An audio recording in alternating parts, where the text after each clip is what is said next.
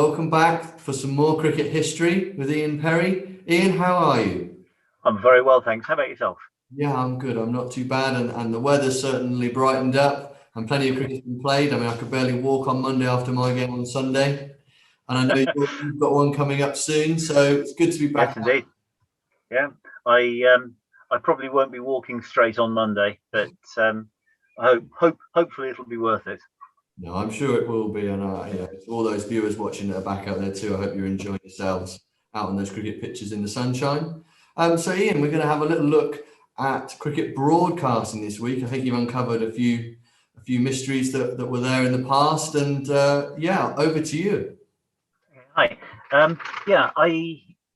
Before I say anything else, I really want to recommend an article written by Dr. Narottam Puri. It's on the cricketnext.com site. It's about radio broadcasting particularly, but it's a beautiful article. It's very warm. It's very embracing about how cricket has been broadcast on the radio, and particularly in India. But before we go too much further into the commentary itself, just as a reminder, thinking about communications technology and how that has influenced the ability to communicate about cricket.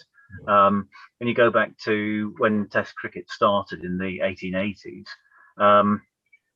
by then we had undersea telegraph cables pretty much netting the whole world, even down to Australia, went via India, Java, and down into Northern Territories, and then across Australia.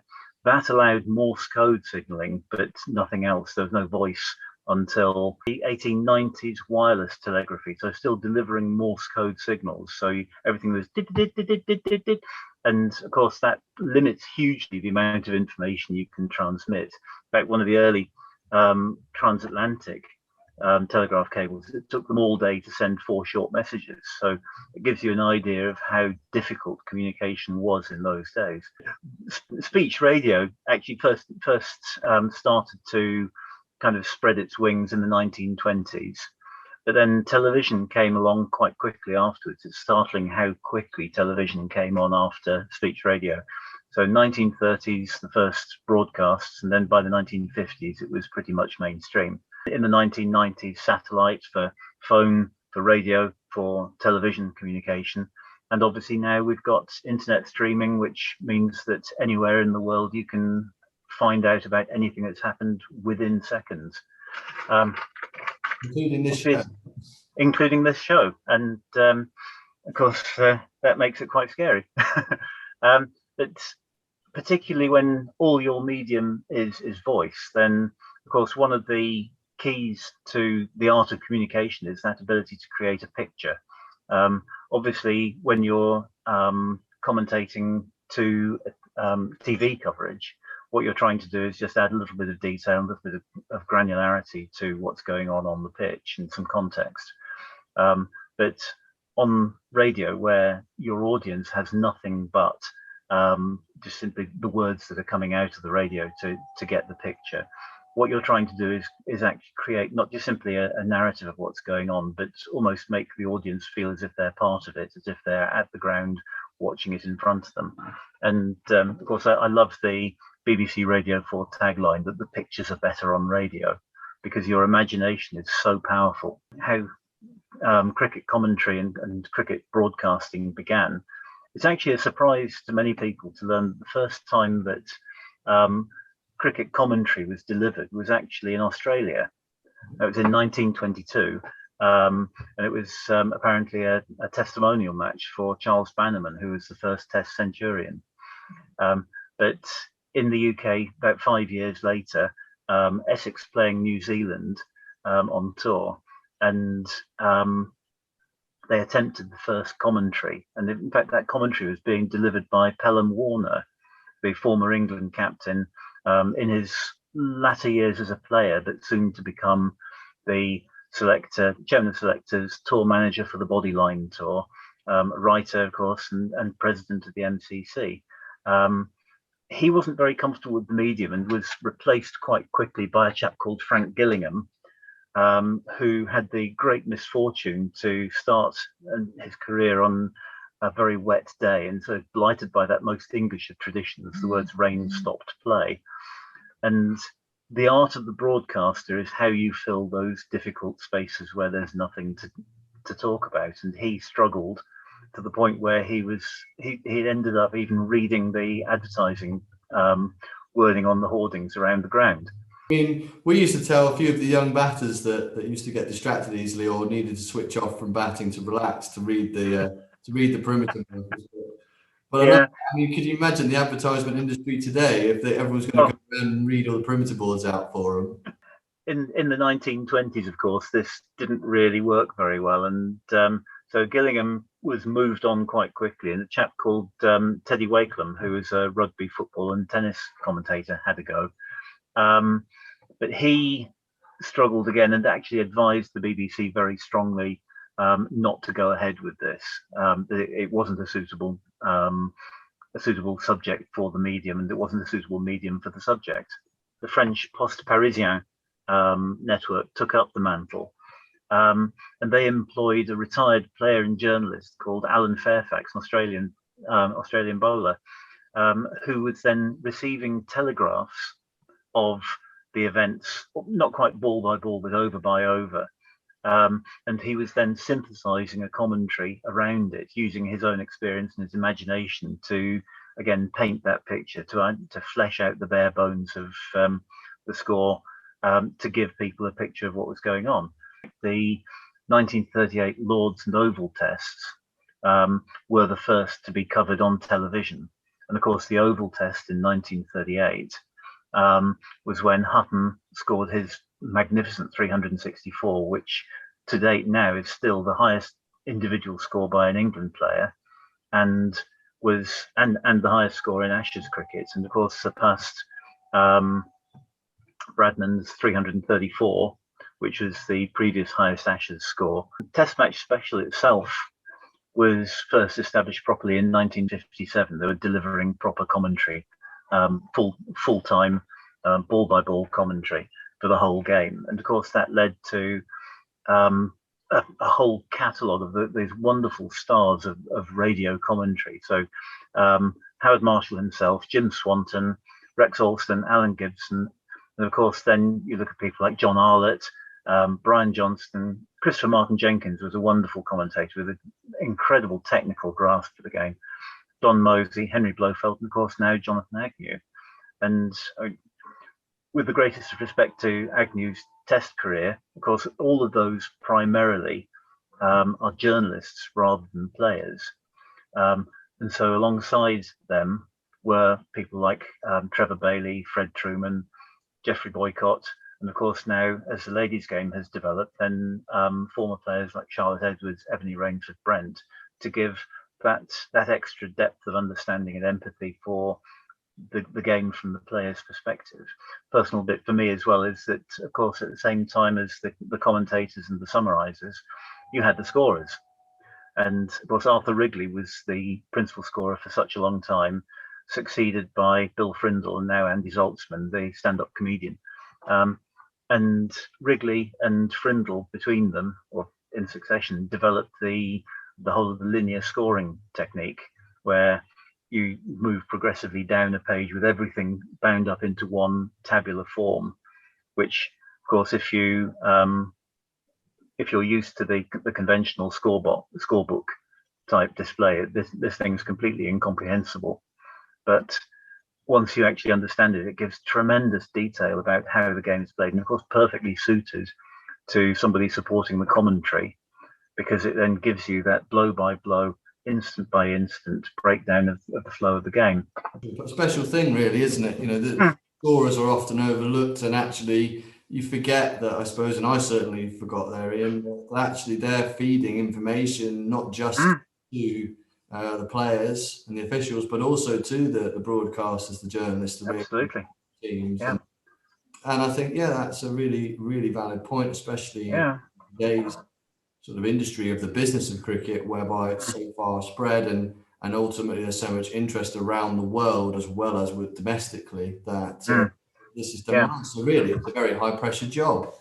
Very much so, yes. You mentioned elsewhere around the world. And of course, I couldn't not mention people like Alan McGillivray, Lindsay Hassett, Jim Maxwell, of course, the most brilliant Australian commentator, and Bill Lawry, former Australian opening batsman, who's now become a superb commentator and summariser in one. In India, Devraj Puri, the Maharaja of Vizianagram, which is a wonderful name, and Dickie Ratnagar, Vijay Merchant, and of course Harsha Bogle, all brilliant commentators. Well, the Maharaja was a brilliant storyteller, not necessarily the greatest of commentators. There is one I do love, and I don't know if you mentioned him, which is Richie Benno. Of course, I hadn't mentioned Benno. I was going to come to him. Oh, have I stolen it? I've took it for the viewers. I've stolen it from you. Oh no! Yes, have my sandwiches. But the other thing actually about the Indian commentators was that, of course, all of those commentators I've named were commenting in English, because effectively the elite of society in India was, of course, mostly Anglophone. But in the late 1950s, Hindi speakers started to deliver commentary alongside the English speakers, and that had a massive impact in taking the game out of the elite and into the rest of the country, to the rest of the population. Of course, as other languages as well as Hindi started to get spoken by the commentators, then of course that broadened the appeal even further. And it had a massive impact on the spread of the game in India and its popularity and its effectively becoming part of the culture of the country. Into the new millennium, of course, Channel 4 then took up the mantle, and the Ashes coverage 2005, brilliant coverage, loads of imaginative use of different camera angles, very significant investment in delivering really good coverage. Caught the imagination of the nation, just like in 1981. It truly was an epoch-changing moment. And of course, cricket, then part of what was termed the crown jewels of sport, where these were the sports that had to be kept on terrestrial free-to-air television. But then they'd been before that last phase of contracts had actually run out. It had been taken off the list, which meant that obviously 2005 into 2006, cricket disappeared behind, or television coverage disappeared behind the paywall. And this has created, of course, a fantastic coverage, because Sky particularly have invested a huge amount in getting those camera angles, in getting technologies like the predictive trajectory modeling. So Hawkeye, Snicko, Ultra Edge, Hotspot have contributed a huge amount to the audience's engagement with the game and with the detail of what's happening. But of course, the other side of the coin is that the audience is that much smaller. Granted, when there are highlights available on Channel 5, that can still keep people engaged in the sort of dinner-sized portion of the cricket, with all the balls being flat battered back to the bowler taken out. But it does create a massive challenge. And this is a challenge that ECB is working really hard to try and tackle now, which is how do you maintain accessibility of the game to a mainstream audience? And of course, you've got, on the one hand, you've got this fantastic coverage that goes to established fans who've made the commitment to pay the subscription.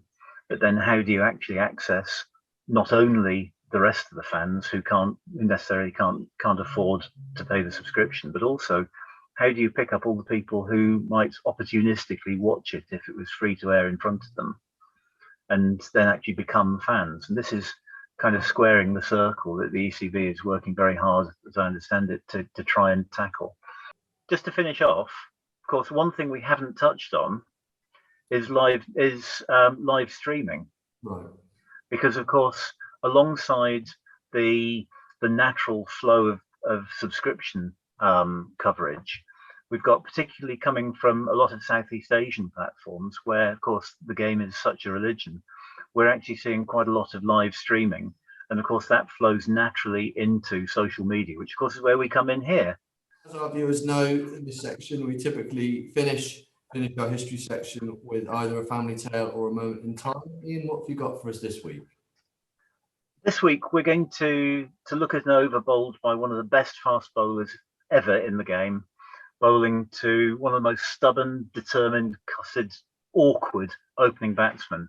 We're going back to 1981, but of course it's not in England. This is England's tour to the West Indies. It was a tour that was full of drama. It was full of controversy. England lost the first test by an innings. It was a heavy defeat. But in the second test, when they got to Guyana, of course, one of the tour party was Robin Jackman, who had previously been touring and coaching in South Africa. And the government in Guyana then withdrew his visa, which meant that then he couldn't be actually in the country. And the whole party then essentially walked away from the second test match in Guyana and moved straight on to Bridgetown in Barbados for the third. Now this test started, of course, the Kensington Oval, massive hothouse of fans, supporters when England are playing the West Indies in a test match. You know, the atmosphere is febrile. It closes in on you hugely, and the match started with England, with Jackman actually taking several wickets, being West Indies being rolled over by England for 265. Now that was built around a century by Clive Lloyd, but without Lloyd's contribution, of course, they would have been deep in the mire. England started their reply, and of course that hothouse is now really building because the West Indies crowd knows that their fast bowlers, Andy Roberts, Michael Holding, Colin Croft, and Joel Garner have got to deliver. They've got to really put some pressure on England very quickly. In the first over, Andy Roberts opens the bowling to Gooch. He manages to squeeze one away to the boundary, of course, with close fielders packed in. Anything past the screen is just going to fly away. So at the end of the over, everything turns around to Holding marking out his run up to bowl into Boycott. And of course, you know how that atmosphere is then going to build and build and build. And so Holding comes in, the first ball, spat off a length. Boycott just over it, took it on the glove, managed to get over it. One bounce into slip. And the noise is still building further and further. The second ball whistled past the edge, straight to Derek Murray. The third ball kicked again and gave him an absolute shiner on his thigh. Carried that one for at least a week. The noise level, of course, now, everybody's sensing this increasing pressure, this proper boiling point that we're starting to get up to.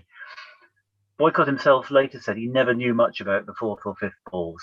When you watch it, say on a YouTube clip, he's fighting to get over the ball, and both of them squeezed out to gully. But every ball has been slightly short of a length, so it's pushing him back onto his back foot more and more. That sixth ball, Holding later claimed he hadn't been bowling very quickly, but he stepped up a pace, and it's slightly fuller, and Boycott hesitating very slightly, still slightly back on his heels, half forward, and the ball took out his often middle stumps. It's the end of the over. It's the best over that anybody has. It's the greatest over in cricket. It's the pressure, the time, the crowd's response, everything just erupted. And England have lost their first wicket, and Boycott has been out for a duck after 6 balls. It was an incredible moment. Gatting then came in and was absolutely blown away by Andy Roberts. So England suddenly are 11 for 2. And that 265 is already looking like a long way away. The innings never got going. England all out for 122, leaving a 1-4-3 lead to the West Indies. That night, there's always a poignant bit to this. And that night, at about 10 o'clock at night local time, Ken Barrington, the great Ken Barrington, the England tour assistant manager, had his second heart attack and tragically died. The news broke overnight. There was a minute's silence in the team room, and then another minute's silence in the ground. The match carried on Viv Richards made a brilliant second innings century. England then, second innings, quite understandably, really struggling to just retain their focus on the game, all out to give West Indies a 298-run victory, despite a battling rearguard 116 by Graham Gooch. But the moment that match pivoted, the way the whole match pivoted on the point of that one over, Michael Holding to Geoffrey Boycott. Brilliant. No, I like that. Been great to have you, and look forward to next week. I look forward to that. Take care.